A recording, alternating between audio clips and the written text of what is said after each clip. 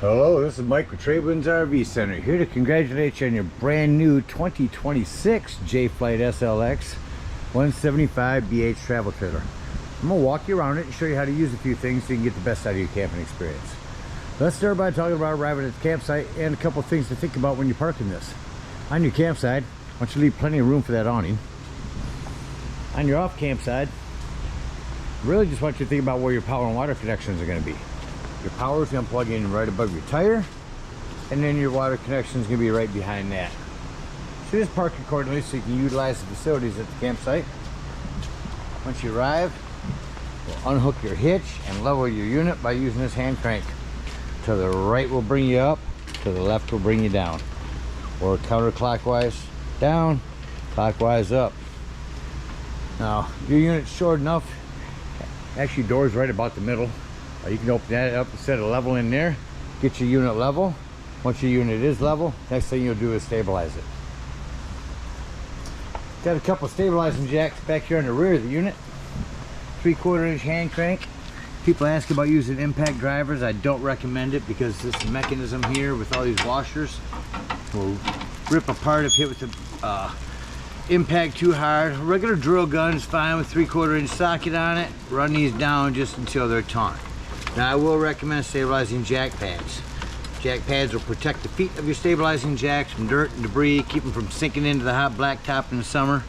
Run these down just until you've got some resistance on your hand crank and it feels like it's going to lift the unit. Never use those as leveling units. Get your unit level, then stabilize it. Get something down underneath those, get your unit level and stable. Next thing you do is hook up your power and water. You got a big long 30 amp cord. Plugs in here on the sides, kind of like a pistol grip here. So put it in at about 11 o'clock, turn it to noon, then put this washer on there. That'll lock that on there. Now should you need to plug into a 110, in your convenience pack will be a 30 to 15 amp reducer. Got your power hooked up. Let's hook up the water. Got a big water hose, comes with the unit. Also a water pressure regulator. Hook up where it says city water. Hook up your water pressure regulator. Because you don't know what the water pressure is at different campsites, this will put it at about 45 psi. Hook that up, hook up your hose, turn that hose on, go inside and open up all of your water lines, your sinks, your showers. Get a nice steady flow of water going through everything. Shut them off and you're all set to camp. Now let's say you're going to go dry camping.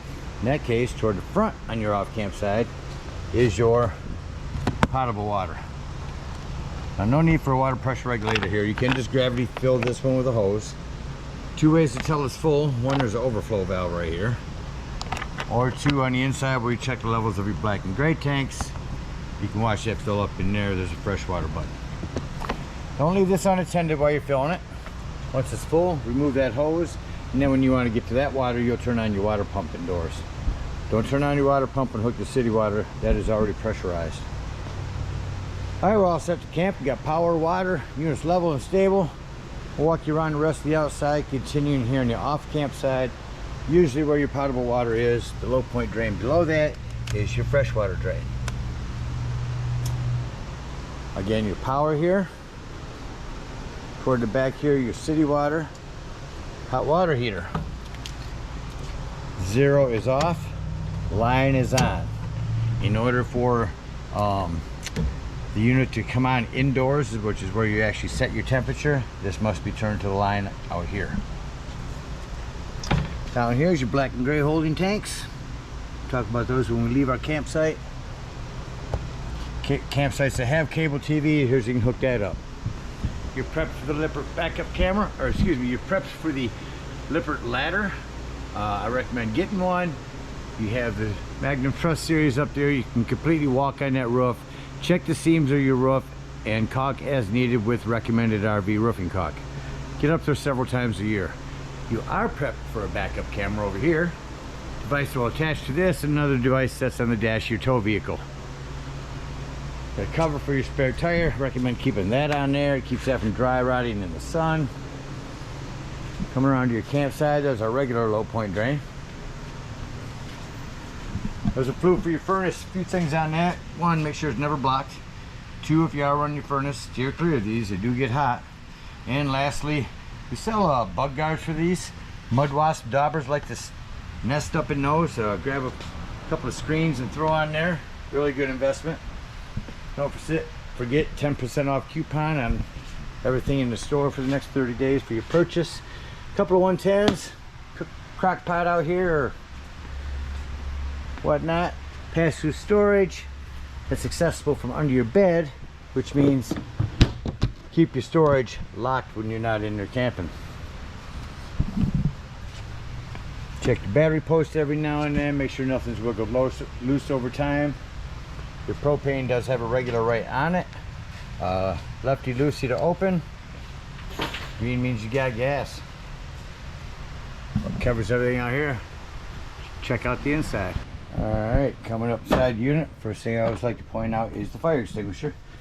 Make sure you and everyone's camping with you knows the fire extinguisher is located by the entry doorway in case of an emergency. Step it up the side unit.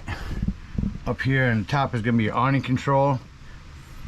Most important thing on this awning is your door has to be at about 90 degrees.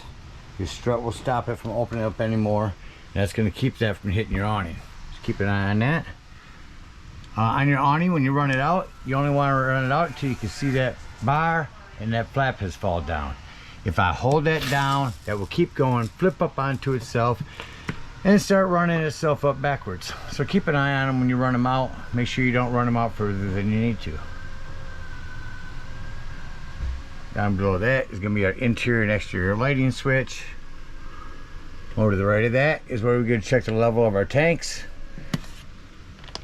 Check the level of your battery, fresh, black, and gray tank.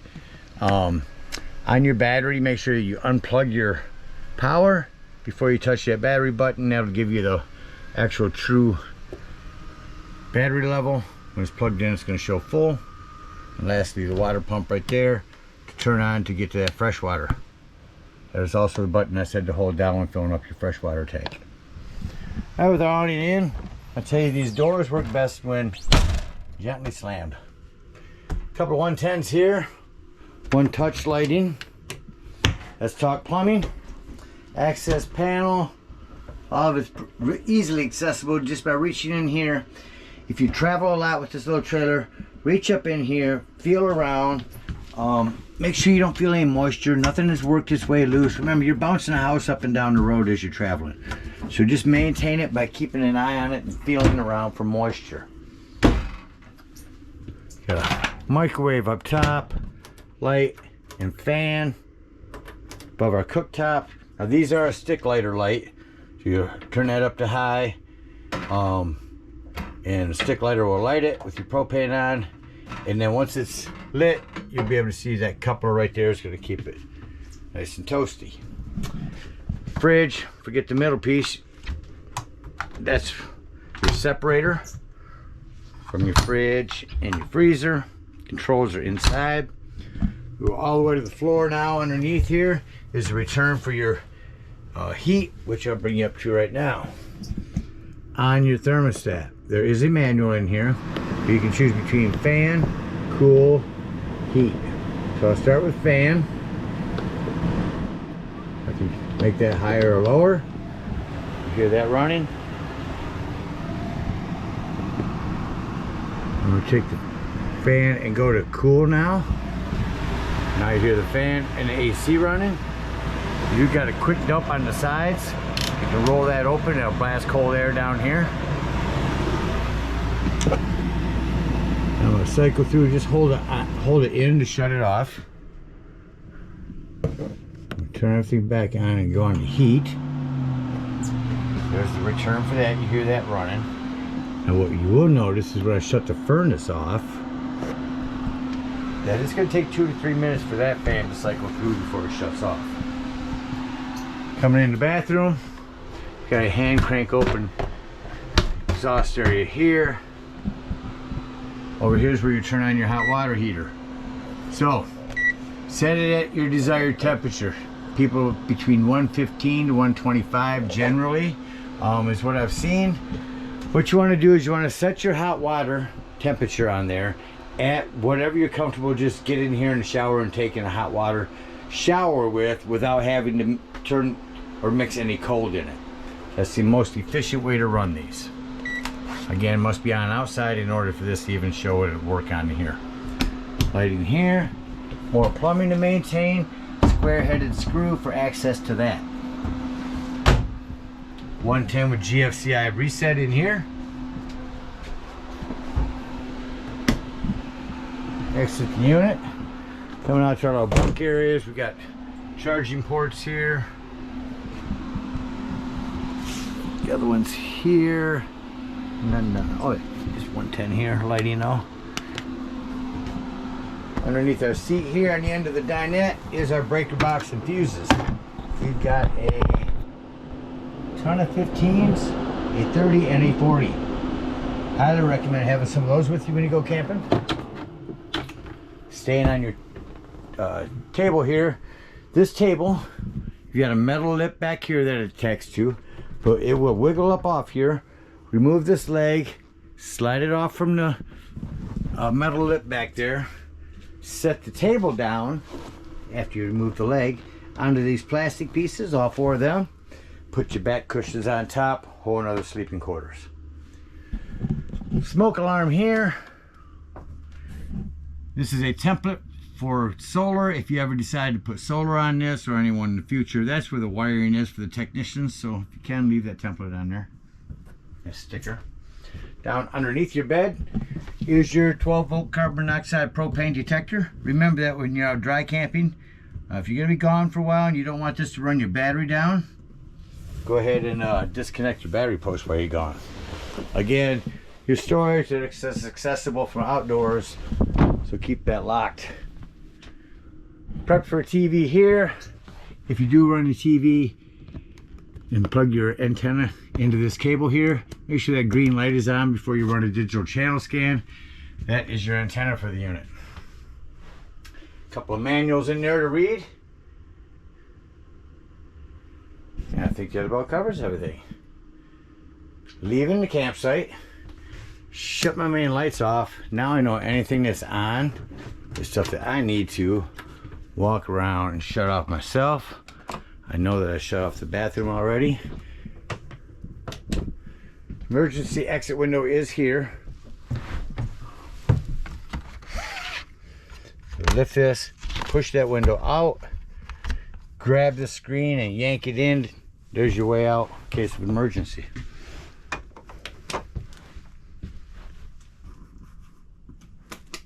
And you can't get up the front door. All right, all my lighting's out. I'm gonna turn this back on in here real quick and say doors and drawers. Walk through the unit, make sure all doors and drawers are closed.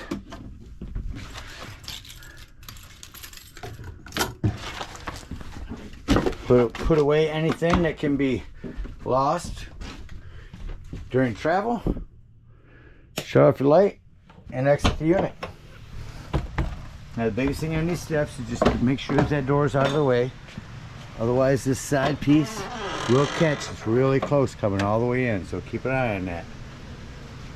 Once that's in, lock that in there. Then push down on this. It's going to allow you to slide this over.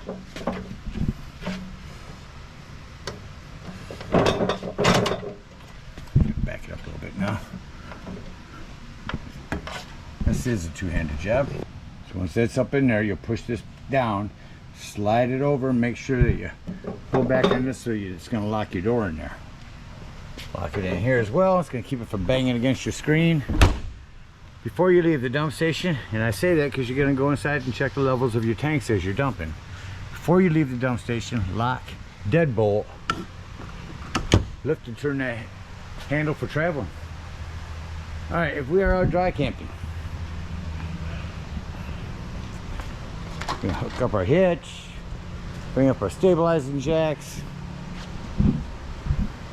come over here underneath our freshwater, dump our freshwater tank, and head on home or the nearest dump station, whatever we're in need of. If we're at a campsite, we will unhook our power, our water, our cable, bring up our stabilizing jacks, hook up our hitch, and head on up to the dump station. Now, at the dump station, park accordingly. Your dump is all the way at the rear of the unit on your driver's side of your tow vehicle. And you got a 10-foot hose, comes with your convenience pack. Hook the plastic up together, snap that in, put the other end of your dump tank, and reach back there and pull that black handle. That's gonna be your sewage.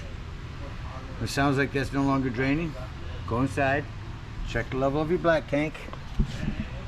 Shows empty. Close that black tank up, reach in there and pull that gray tank. That's gonna be cleaner water, your sinks and your showers. While those are draining, come over here and dump your low point drains. That's gonna be all the water in your lines at low points. When that gray is done,